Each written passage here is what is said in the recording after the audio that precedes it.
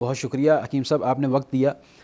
سب سے پہلے تو میں آپ سے یہ جاننا چاہوں گا کہ جگر کی گرمی جو بنتی ہے اس کا بنیادی سبب کیا ہے، یہ آپ ناظرین کو بتائیے گا۔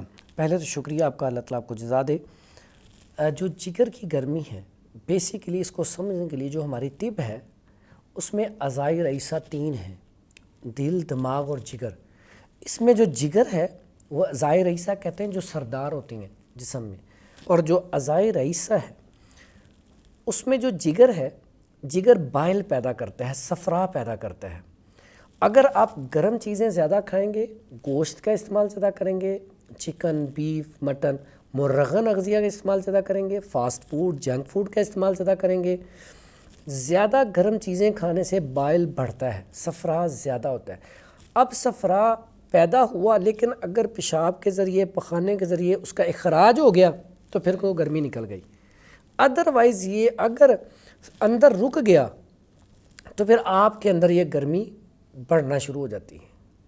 تو یہ جگر جو ہے یہ بیسیکلی گرمی پیدا کرتا ہے، ٹھیک ہے، اور گرمی کا ایک لیول ہے، جب اس سے بڑھتی ہے تو یہ نقصان دہ ہوتی ہے۔ اچھا حکیم صاحب، یہ بتائیں کہ یہ مسئلہ جو جگر کی گرمی کا ہے زیادہ کن لوگوں میں پیدا ہوتا ہے؟ اچھا جی، ایسے افراد جو مرغن اغذیہ بہت زیادہ کھاتے ہیں، کوئی ایسے افراد بھی کچھ ہوتے ہیں جو گوشت خور ہوتے ہیں، جو مسلسل گھروں میں گوشت ہی ڈیلی کھاتے ہیں، جس میں چکن بھی آ سکتا ہے، بیف بھی آ سکتا ہے، مٹن بھی آ سکتا ہے، اور مرغن اغذیہ مسالے دار چیزیں زیادہ کھاتے ہیں۔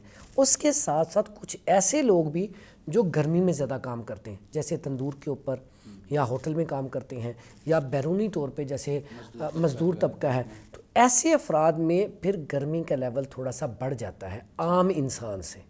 تو یہ ایسے افراد میں گرمی زیادہ ہوتی ہے، جگر کی گرمی زیادہ ہوتی ہے۔ اچھا یہ بھی بتائیے گا کہ جو اس کی بنیادی علامات ہیں وہ کیا کیا ہیں؟ اچھا اگر آپ چیک کرنا چاہتے ہیں کہ یار کیسے پتہ چلے کہ اس کے جگر میں گرمی ہے، تو اس میں سب سے پہلے ہم چیک کریں گے اس کا یورن کس کلر میں آ رہا ہے، تو وہ پیلے کلر میں ہوگا، جلن کے ساتھ آئے گا۔ لیکن جو پیلا کلر ہے وہ نیچرل نہیں ہے؟ ہلکا پیلا نیچرل ہے، زیادہ پیلا اور جلن کے ساتھ آنا نیچرل نہیں ہے۔ پھر اس کے بعد آپ کی آنکھوں کا رنگ پیلا ہونا، آپ کے چہرے کا رنگ پیلا ہونا، آپ کی زبان کا رنگ پیلا ہٹ میں آ جانا، پھر آپ کی باڈی پوری کی پوری اس کو ہاتھ ٹچ کریں تو گرم ہونا، یہ ساری کی ساری علامات جگر کی گرمی کی ہیں۔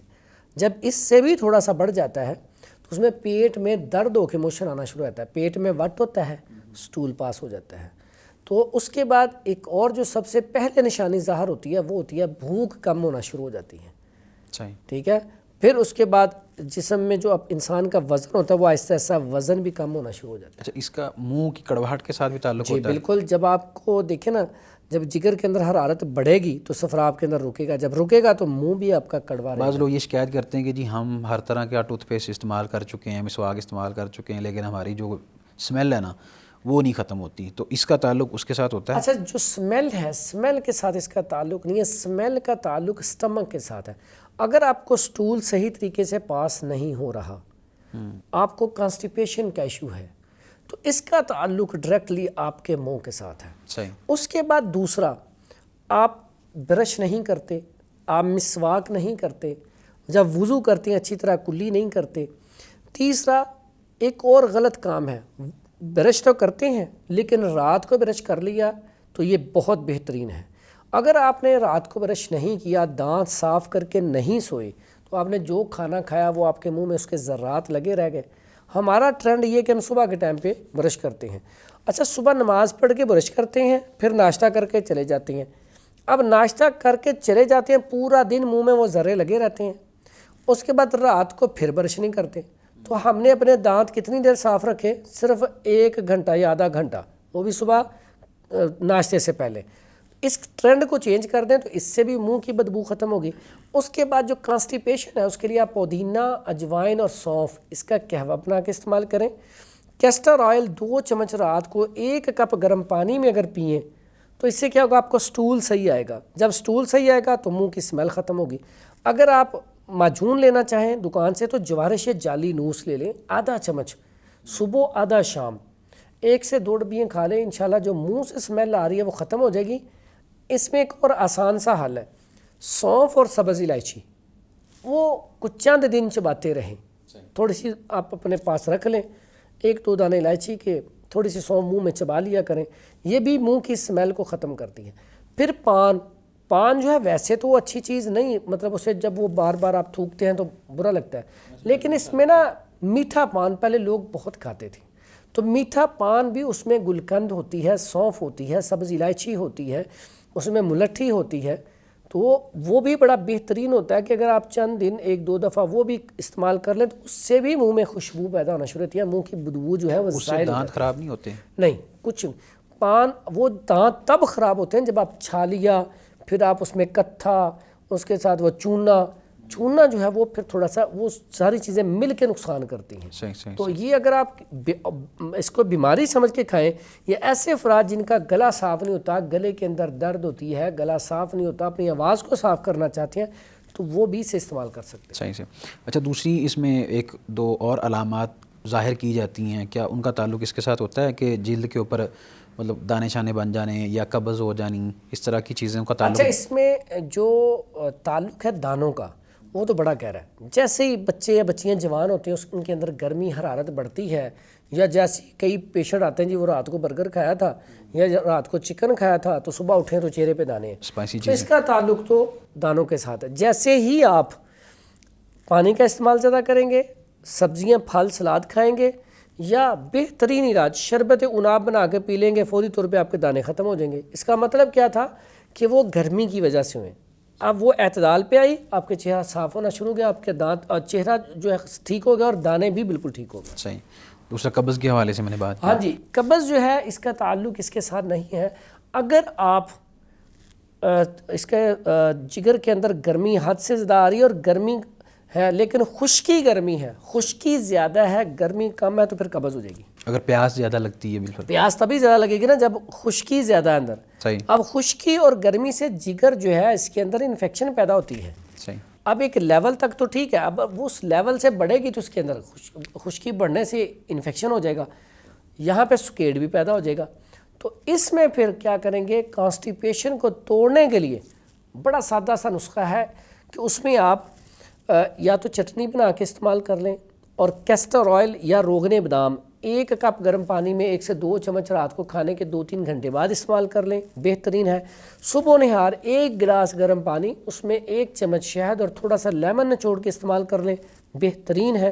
اس کے ساتھ ساتھ اگر آپ ادرک 50 گرام، لہسن 50 گرام، اور اس میں آپ پودینہ 1 گٹھی ڈالیں، اناردانہ 50 گرام لیں، اس میں کالی مرچ بالکل تھوڑی سی ڈالیں، یہ آپ چٹنی بنا لیں۔ یہ چٹنی بھی اس سے کیا ہوگا، وہ جو خشکی ہے وہ ٹوٹنا شروع ہو جائے گی، اس سے خون کی سرکولیشن بہتر ہوگی، صحیح۔ اور اس سے کیا فائدہ ہوگا، کولیسٹرول ٹرائیگلیسرائڈ کم ہونا شروع ہو جائے گا، جو خون گاڑھا تھا وہ ٹھیک ہونا شروع ہو جائے گا۔ تو یہ بھی بڑا بہترین ہے، اس سے سٹمک جو ہے بڑا زبردست ہو جائے گا۔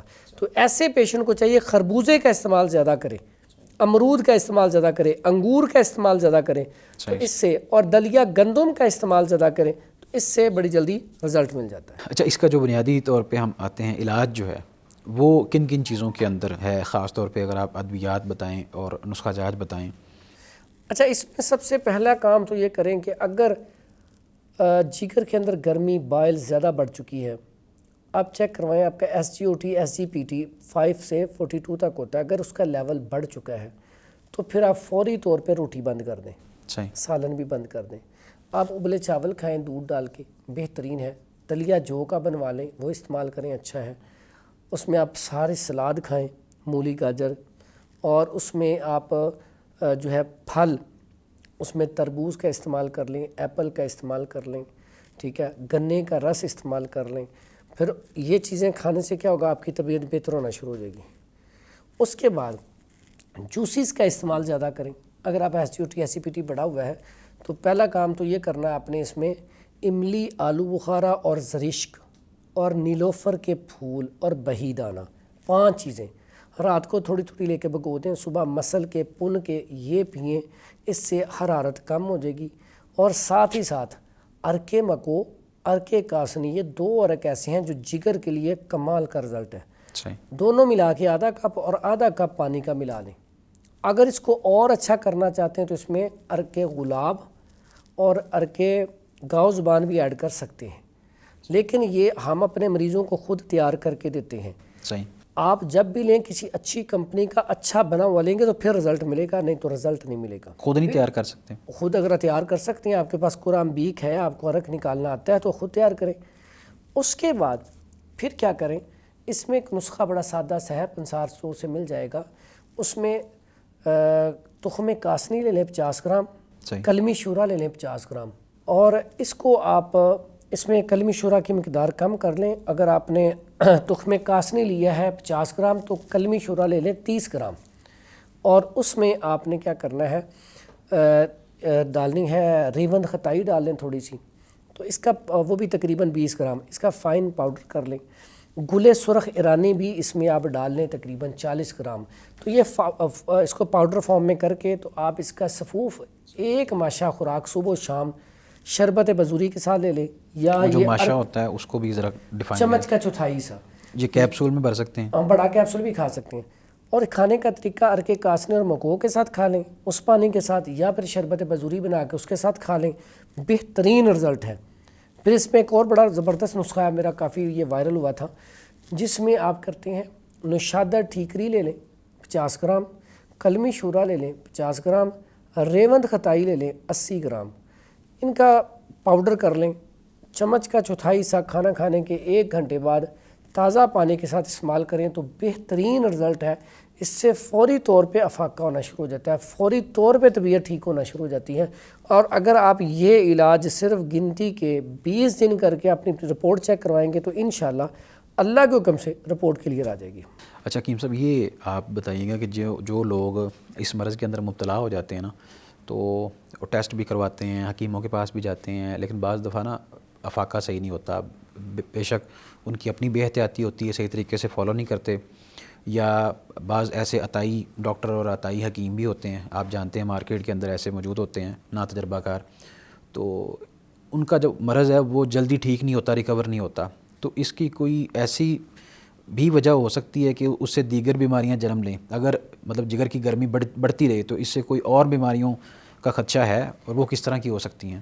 جی، اگر جگر کے اندر گرمی بڑھتی رہے گی تو اخراج نہیں ہوگا تو بائل بڑھے گا، اور آپ کو ہیپاٹائٹس اے، یرکان اسفر جسے پیلا یرکان کہتے ہیں، وہ ہو جائے گا۔ اور پیلا یرکان جب ہوتا ہے تو اگر اس کا فوری طور پہ علاج نہ کیا جائے، جیسے ہم کالا یرکان کہتے ہیں نا، 20-30 سال 50 سال بھی چلتا رہتا ہے، انسان زندہ رہتا ہے، پیلے یرکان کا اگر علاج نہ ہو تو انسان جو ہے 1 سے 2 ماہ کے اندر اس کی ڈیتھ بھی ہو سکتی ہے۔ تو اس لیے اس کا خیال کیا جائے، اگر جگر کے اندر حرارت مسلسل بڑھ رہی ہے تو فوری طور پہ اس کا علاج کرائیں، نہیں تو یہ آپ کو بہت زیادہ نقصان دے سکتا ہے، ہر چیز کو متاثر کرے گا، کیونکہ یہ جو بائل ہے پورے جسم میں، پوری باڈی میں، دیکھیں نا آپ کی آنکھیں پیلی ہو جائیں گی، آپ کی یہ جو زبان ہے پیلی ہو جائے گی، چہرہ پیلا ہو جائے گا، کینسر کی طرف یورین منتقل پیلا ہو جائے گا، آپ کو سٹول جو آ رہا ہے اس میں درد ہو کے آنا شروع ہو جائے گا، آہستہ آہستہ آنتوں کا انفیکشن ہو جائے گا، جب آنتوں کا انفیکشن بڑھے گا تو بہت بڑے بڑے امراض لگ جائیں گے۔ تو اس لیے اس میں احتیاط ضروری ہے، جیسے ہی پتہ چلے فوری طور پہ اپنا علاج کروانا چاہیے۔ بہت شکریہ حکیم صاحب، اللہ تعالیٰ آپ کو جزائے خیر عطا فرمائے، ماشاءاللہ بڑے عمدہ انداز سے آپ رہنمائی کرتے ہیں۔ ناظرین کرام، یہ تھا ہمارا آج کا پروگرام، جس کے اندر حکیم صاحب نے جگر کی گرمی کے حوالے سے اس کے جو علامات ہیں، اسباب ہیں، اور جو آسان ترین علاج ہے وہ آپ ناظرین کے سامنے رکھا۔ اس حوالے سے کسی بھی قسم کا آپ کا سوال ہو تو آپ ہم سے ضرور کیجیے گا۔ تب تک کے لیے آپ ہمیں دیجیے اجازت۔ اللہ نگہبان۔